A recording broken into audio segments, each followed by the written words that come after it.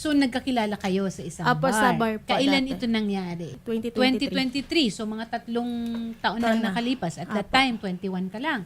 Pero si lalaki, ang inirereklamo mo ay at that time would have been 44 years old. 40 na. Doble sa edad mo. Yes po. May asawa ba ito? Kasal po siya sa una niyang asawa, tapos may Hiwalay. pangalawa po, May pangalawa. tapos may pangatlo. Ako po yung pangatlo.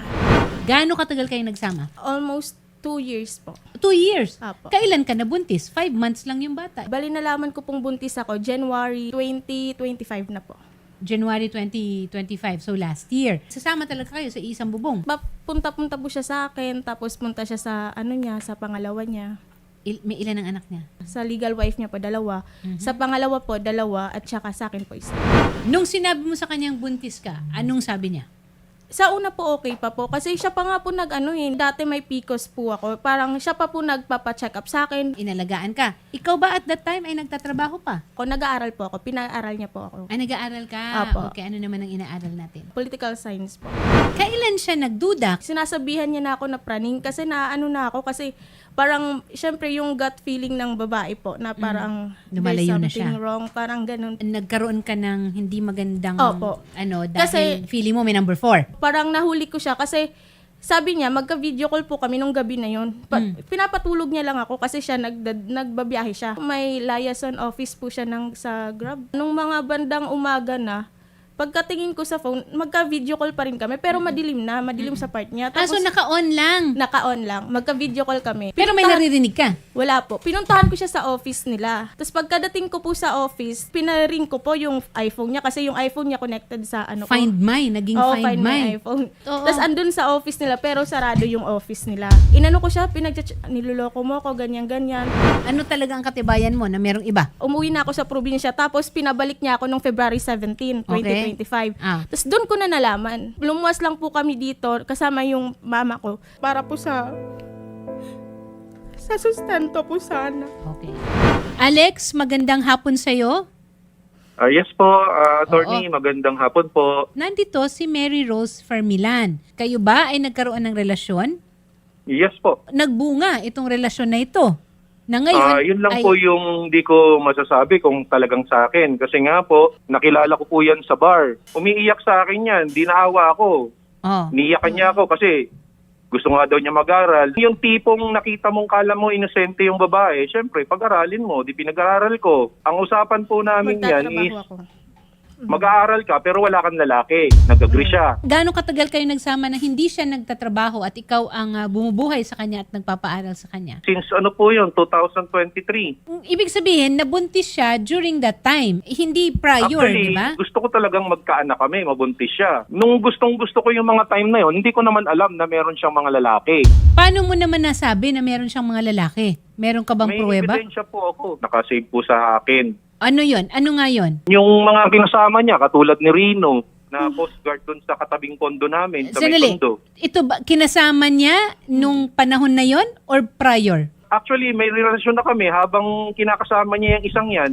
Oo. Alex, ilang tao ito na pinagdudahan mo? Hindi po pinagdudahan. Actual po talaga dahil may mga footage po ako. May mga picture po talaga ako, ebidensya. Sandali lang. May ebidensya ka. Ano ang ginagawa nila? Magkasama? Kaya yakap-yakap po siya ng lalaki. Hinahatid sundo po siya ng school.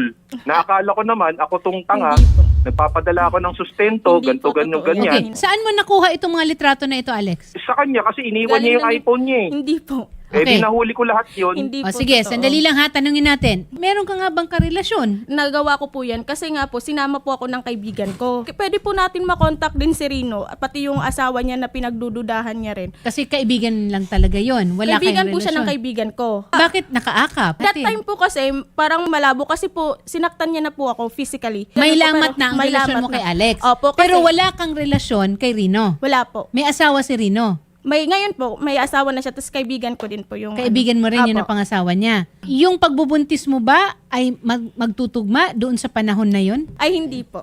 Hindi po. Hindi. Ibang buwan ito. Hindi Opo, ito ano. opo. Alex, so ikaw may pagdududa ka.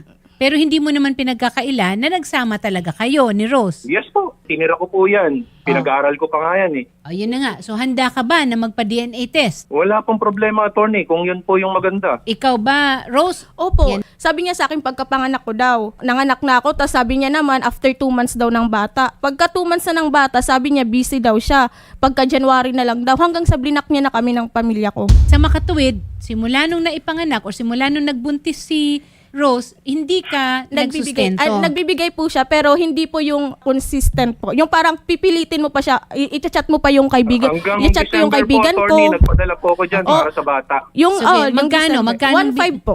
1.5. O, Opo, parang kulang December. naman yun. Mukhang maayos naman yata ang trabaho mo, Alex. Awa naman po ng Diyos eh, nakakasustain naman po. Pero ilan ang pamilya mo? Isa lang po. May asawa ka, tama? Opo, Pero hiwalay kayo. opo, Ilan ang anak mo doon? 2. Okay, sa ibang babae, bago dumating sa buhay mo si Rose, 2 din po yung anak ko. dalawa. Ever since po, attorney, nung nagsama po kami niya ni Rose, alam naman niya may asawa na ako. May point rin siya. Pumatol ka Mm. sa may asawa. Pero ikaw naman, Alex, ba't mo pa pinakialaman? May asawa ka na, may pangalawa ka pa. Hindi ko naman po akalaing sa bar na yun, makikilala ko siya eh. Nauwi na rin po sa ganun. Pero syempre po, ikaw ba naman magmamahal ka kung niloloko ka lang, laging may lalaking nahuhuli Ikaw kang ba, iba? ikaw ba din Paano naman mamahalin magmamahal yung ka babae? na lagi kang sinasaktan, binubugbog? Talaga ba?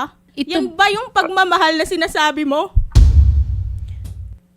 Ikaw ba naman iwanan mo yung anak mo kung Ay, kani-kanino? naku, talaga Sinong hindi nag-aaral magagalit? ako. May anak ka May anak sa po iba. ako sa una. Opo. Okay.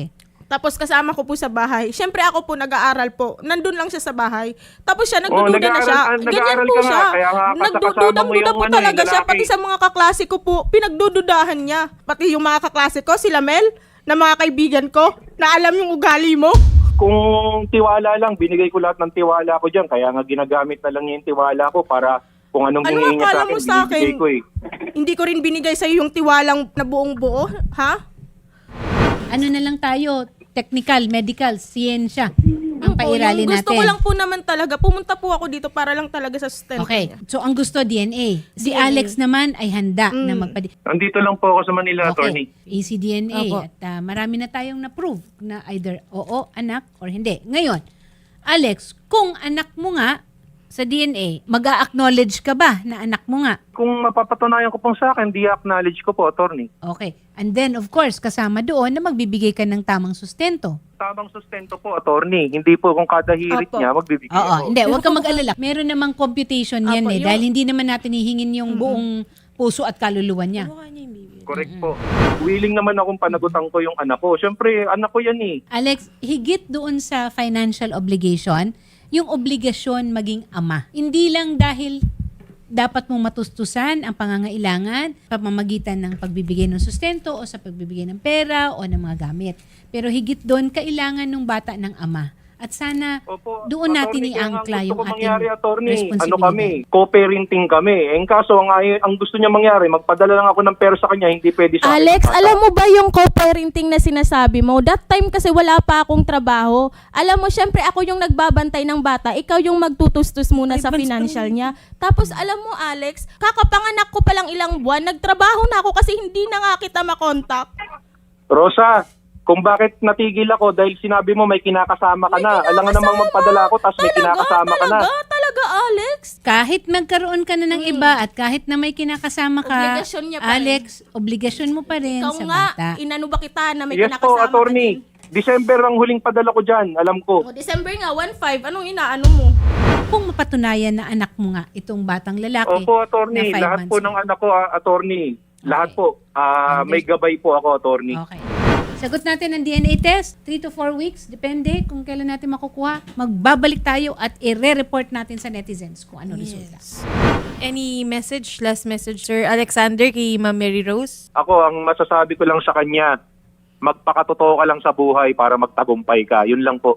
Wala. Ano lang, good luck sa buhay mo. Sir Alexander, thank you very much, sir. Thank you magandang rin. hapon po. Ha? I mean, I have to hand Sige it po, kay ma'am. Alex na Opo, sumagot opo. siya sa Magandang akin. Ha? tanghali po. Opo. Maraming Sir, salamat, Alex. Apo. Okay? And sa'yo din Sige po. Thank you. Sige po. Rose, kalma lang. Ha? Apo. Schedule po natin sa ECDNA, ma'am, no?